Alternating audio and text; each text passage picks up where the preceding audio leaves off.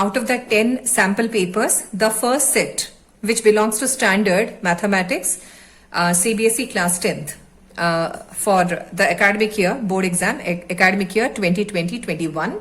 So the question paper we have just seen on the computer screen in scroll form. So to ease the writing, part A and part B, every question, I will be writing the question, discussing the question and writing the solution. So the first question, which has it is having an internal choice. So after solving this, I will answer the choice question. The question is a 1 mark question. Show that there is no value of n for which the product 2 to the power n into 5 to the power n ends in 5. So we have similar questions in the textbook where we are asked to check whether this number ends with 0 or not. But here, for no value of n, this product is going to end with 5. This is what we have to tell.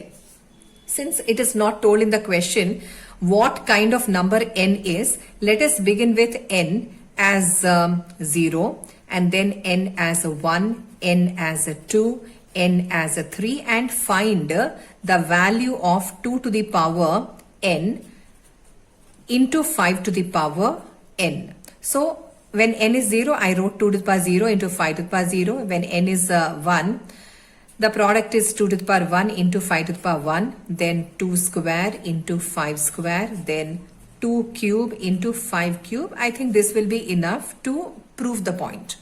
So a number to the power 0 is 1. So 1 into 1 is 1. So this number is not ending with 5.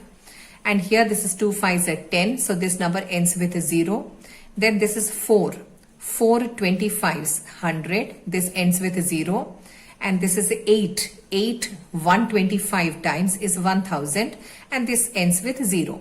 So with this, it is enough to tell that for no value of n. So like this, we can go on and we can prove that for no value of n, this product ends with 5. So therefore, there is no value of n for which the product 2 to the power n into 5 to the power n ends with 5. So like this, we can generalize and tell. Now this question has a choice. So the or part of the question is, we have to determine the prime factors or determine the prime factorization of the positive integer 454,70971. So this number's prime factors. We are very much aware how to find prime factors of numbers. Something we are habituated of writing the number like 454,70971 as the given number. And we start trying with 2 as a factor. This complete number we divide with 2 and the quotient we write. So we start from a small number. However, seeing the last digit or last 2 or last 3 digits, we can tell whether the number is a multiple of 2, 3, 4, 5, 6, 7, those all. So when I tried on these, I found that this number is not a multiple of 2, 3, 4, 5, 6, but it is a multiple of 7. And because it is a multiple of 7, I should divide this number, the number 454,70971 by 7. And then let's see, then this 7 6 will get 42. On subtracting we get 3, 4 comes down, and then 7 4s 28. On subtracting we will get 6, and then this time 7 comes down, then 7 9s 63, and here 4 comes down, then we have 0, then 7 5s 35, so 5 comes down subtracting, then on subtracting we get 5 and 9 comes down, 59, and then 7 8s 56, and here 3 is the difference. This time 7 comes down, and then we go for 7 5s 35, this time 2 and 1 comes down, 7 3s 21 and remainder is 0. So here 7 and we write the number 6495853. Again, this number is a multiple of 7. I tried on all the numbers prior to 7. And then this time on dividing the quotient, we are going to write in the next space. So I write here 6, this is my rough work that I'm doing here, 6495853. And this we are dividing by 7. So 7 9s 63. The difference is 1. Bring down 9. 7 2s 14. The difference is 5. Bring down this 5. And then we have 7 7s 49. The difference is 6. Bring down 8. And then 7 9s 63. The difference is 5. Once again bring down 5. Already we had this. So again 7 7s 49. The difference is 6. The last digit 3. So 7 9s 63 and the remainder is 0. So here we will write 927979. Now this number is divisible by 13. That means I have tried for all the numbers starting from 2 up to 12. So 13. When we divide this number by 13, what we get? Let's go for a long division. So we have here 927979 and I am dividing this by 13. So 13 sevens is 91. The difference will give us 1. Bring down 7. Then 13 ones is 13. We have the difference 4. Bring down 9. And then 13 threes 39. The difference is 10. Now bring down 7. So 13 will go for 13 eighths. 13 eighths is 104. The difference is 3. What is left is 9. We know that 13 threes is 39. Remainder turns 0. So here the quotient I am supposed to write. So 71383. Now again this number is divisible by 13. So now once again let us go for a long division. I am changing the color of the pen so that you can see individual divisions clearly. Okay, so here 71383 and we are dividing by 13. So 13 fives will go for, that gives 65. 71 minus 65 is 6. Bring down 3 and then we will go for 13 fours. 13 fours is 52. On subtracting we will get here 11, right? 11. Bring down 8 and then 13 nines. 13 nines is 117. So we got a small number 1 and bring down 3 and now things are so easy. So 13, remainder is 0. Then we will write 5491 as the quotient as the next set of numbers, 5491. Now that we got this much, 5491. So let us remember 7 7 13 13 5491. I just turn the page and write this. So we had 4547091. It went in 7 table. We got 6495853 as quotient, and then it again was a multiple of 7. We got 927979, and this went in, it's a multiple of 13. As a result, we got 71383. Yeah, then one more 5491. So then this time this is also multiple of 13 and we got quotient as 5491. Now 5491 is not a multiple of 13. On many hit and tries, we'll find that it is a multiple of 70. So 5491, as I divide by 17, we will get 17. let us write the 17 table to ease our work. So 17 twos is 34 done. 17 twos is 34. 17 threes is 51. 17 fours is 68. Oh, so we have a number here, 17 threes. 17 threes is 51. The difference is 3. Bring down 9. 17 twos, 34. So the difference is 5. Bring down 1. So all the three numbers we have it here. Again 17 threes is 51. Remainder is 0. So here we'll write 323. Again this is a multiple of 17. So let us divide 323 by 17. So 32. So we should take 1. 17 ones is 17. Let's see what's the difference here. Here we have 5. So this is 1, 3. And number ends with 3, no? So let's try for 17 nines.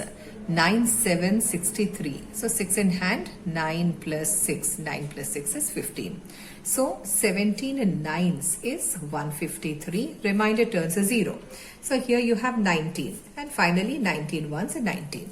So what are the prime factors of the number 7 square, 13 square, 17 square and 19?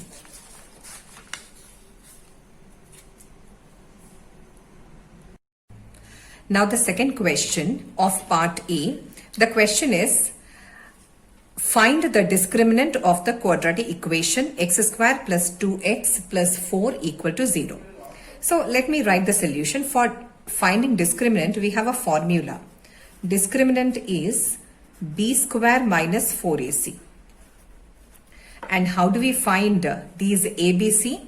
We write the standard form of quadratic equation, that is ax square plus bx plus c equal to 0.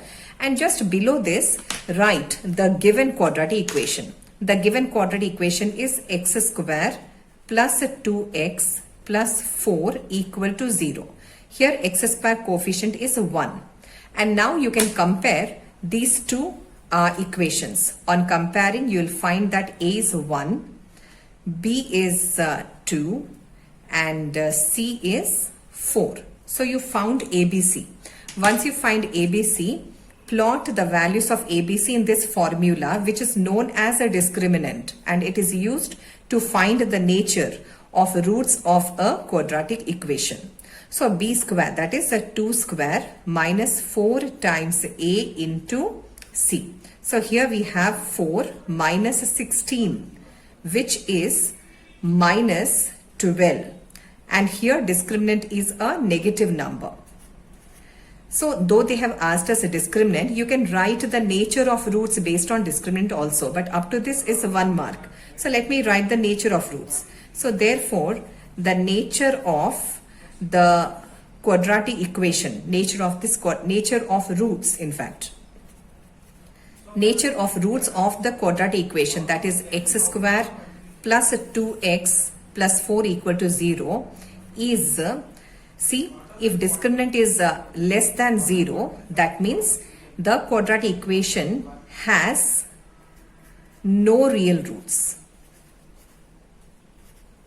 So how to frame the statement? Nature of root of quadratic equation is that the quadratic equation has no real roots. Now the third question is, obtain the conditions for the following system of linear equations to have a unique solution. So for a pair of linear equations, we are given, condition is unique solutions. We are given a pair of linear equations. The first one is ax plus by is equal to c. I did a small correction here. And the second equation is lx plus my is n. So for this pair of linear equations, the first one say equation 1 and second one equation 2, we have to find the condition for having a unique solution. We know that If a1 by a2 is not equal to b1 by b2, then the pair of linear equations will have unique solution. If a1 by a2 is equal to b1 by b2 is equal to c1 by c2, then the pair of linear equations will have infinitely many solutions. The graph will be a straight line, coinciding lines. The first one is intersecting lines, and if a1 by a2 is equal to b1 by b2 and not equal to c1 by c2, then the pair of linear equations will have no common solution. No common solution means if you plot a graph for equation 1 and equation 2, you will get parallel lines. That means those all values of x and y that satisfy equation 1 will not satisfy equation 2 and vice versa. So now the condition for unique solution. So let us write, it's not therefore, it's since. Since the condition for unique solution for a pair of linear equations is a1 by a2 not equal to b1 by b2. And what are ABCs?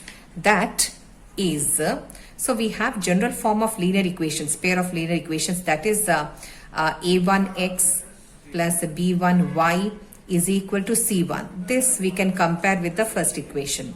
And second equation is a2x plus b2y is equal to c2. This we can compare with the second equation to get ABC. So here a1, a2 are coefficient of x. So here coefficient of x is a and l. So here I am plotting the values. So a1 is a, a2 is l. Condition is not equal to b1 by b2. So b1, b2 are coefficients of y. Coefficients of y are b and m. So I'm writing here b and m. So you can leave the answer here itself. So what is the condition for this pair of linear equations to give unique solution? The condition is this. If not, you can go for one step ahead, go for cross multiplication. That is a into m should not be equal to b into l. So this is the condition for the pair of linear equations to give a unique solution. Now question number 4. The question is, from an external point C, k number of tangents can be drawn to the circle. Find the value of k. So we know that for any circle, at a point on the circle, only one tangent can be drawn. But from an external point, if the external point is a C, from an external point, a maximum of 2 tangents can be drawn. So they are saying k number of tangents are drawn and we have to tell k. So k should be 2 because from an external point, maximum 2 tangents can be drawn. Let's see the fifth question of part A. Fifth question is, find the nth term.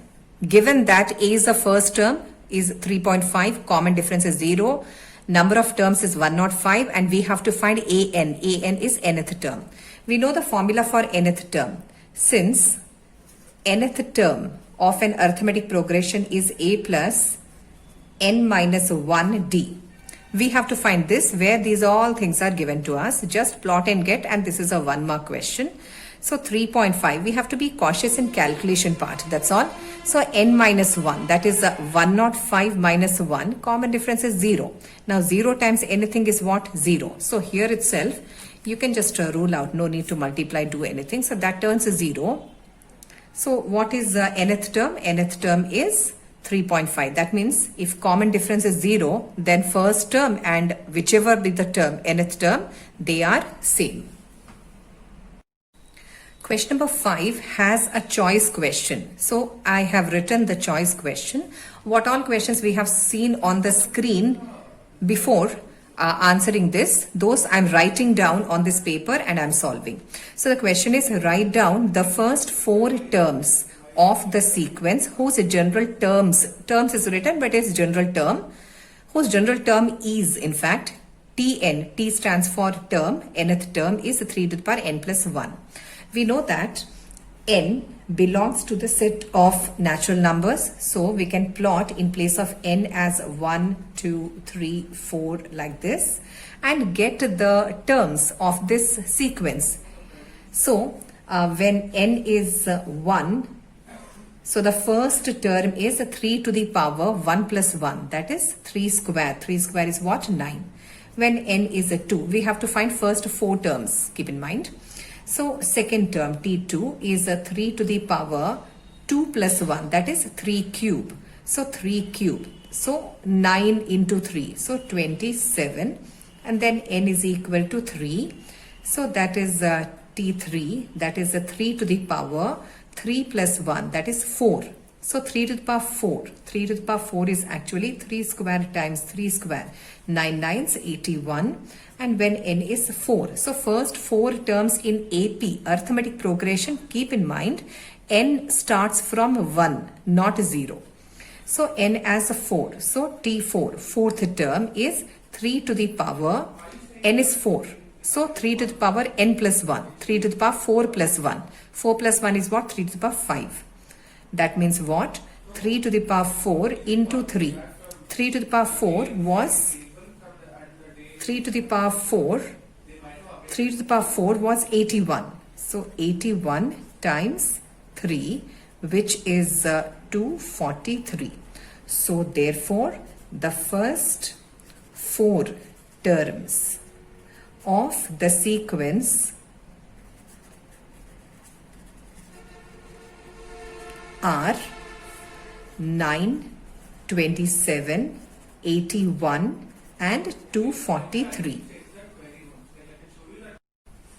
Now the sixth question. The question is, does the sequence -1, -1, -1, -1 goes on infinite series form an arithmetic progression?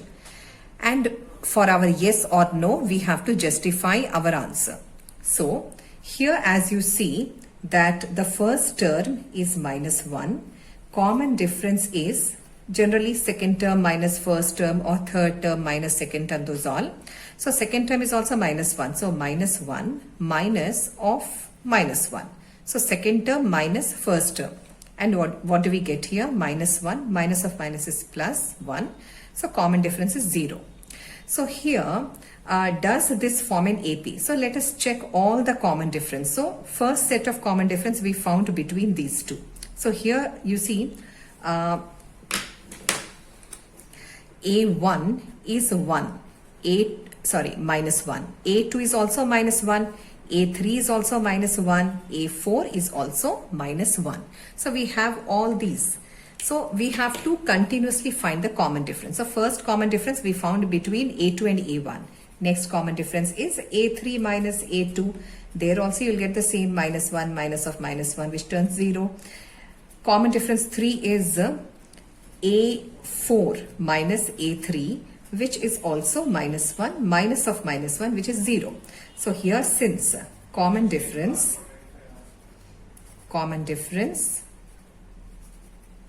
is the same throughout. Common difference is same throughout. The sequence forms an arithmetic progression. So yes, it is an arithmetic progression. Now question number 7 of part A. Part A, all the questions are 1 mark questions. 20 questions, all 1 mark. So the question is, find the discriminant of the equation 3x square minus 2x plus 8 equal to 0. This question is a choice question. After answering this, then I'll write this choice question and solve. So discriminant only they're asking. We know that discriminant is b square. It is calculated using the formula b square minus 4ac. And how to find this a, b, c? I said to you before question. Also that we have to compare this with standard form of quadratic equation. Standard form is ax square plus bx plus c equal to 0. And then we have to compare. We have to compare these two equations so that we know that a is 3, b is -2 and c is 8.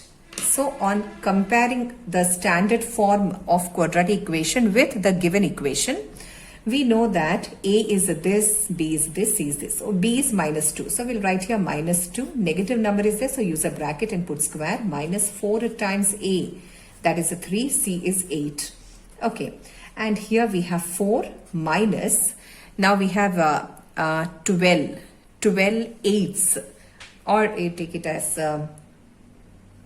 12 4 threes, 12 into 8. So 96, and the difference is here minus 92, which is a negative number. And if the question was find the nature, then we should say that this quadratic equation, since the discriminant is negative, has no real roots. The choice question of question number 7 is, does x minus 1 square plus twice x plus 1 is equal to 0 have a real root? And justify. We know the conditions of roots of a quadratic equation. If a discriminant is greater than 0, means discriminant is a positive number, then the quadratic equation has a real roots and distinct roots, means two values of x. If discriminant is equal to 0, then both the values of x will be same or repeated roots, but the roots will be real numbers. If discriminant is a negative number, just like this question, the previous question, then the quadratic equation has no real roots. Now they're talking about real roots.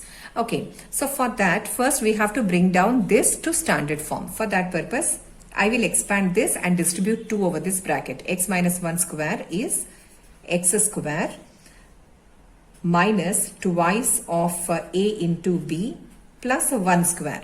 Okay, and here when I distribute 2 over the bracket, we get 2x plus 2 is 0, and then here we have x square minus 2x plus 1 plus 2x plus 2 equal to 0, and then you see some cancellations that occur here. Minus 2x plus 2x cancel, and then we have only assembling of like terms. So we have here x square plus 1 plus 2 is 3 equal to 0. Now here, does this have real roots? For that purpose, we have to find a discriminant. Before finding discriminant, I'll write this in standard form. That is x square plus 0x plus 3 equal to 0. So this is standard form. And we have to find the nature of roots. So write this along with the standard form, that is ax square plus bx plus c equal to 0, and then compare to find ABC. So here a is 1, b is 0, and c is 3. Let's find discriminant. Discriminant is b square minus 4ac. So here b square, no, so 0 square minus 4 times a into c. So here minus 12, it is less than 0. So we will write this at justify. Justify means calculate a discriminant and prove your point that it has real roots or no real roots. So therefore the given quadratic equation has no real roots, has no real roots. Why? Why? Because a discriminant is a negative number.